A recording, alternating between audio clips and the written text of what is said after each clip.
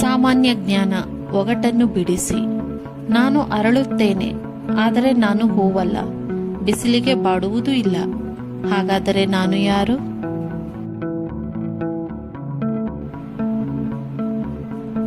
ಉತ್ತರ ಛತ್ರಿ.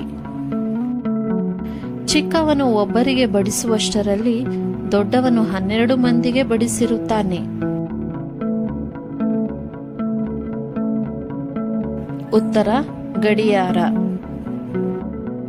ಸುತ್ತ ಸುಣ್ಣದ ಗೋಡೆ, ಎಲ್ಲಿ ನೋಡಿದರೂ ಬಾಗಿಲುಗಳಿಲ್ಲ.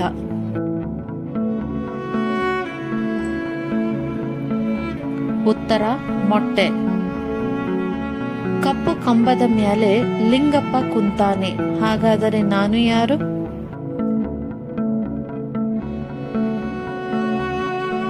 ಉತ್ತರ ಲವಂಗ.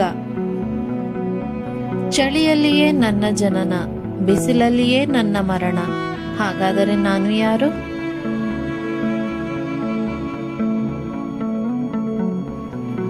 ಉತ್ತರವನ್ನು ಕಮೆಂಟ್ ಮಾಡಿ ತಿಳಿಸಿ.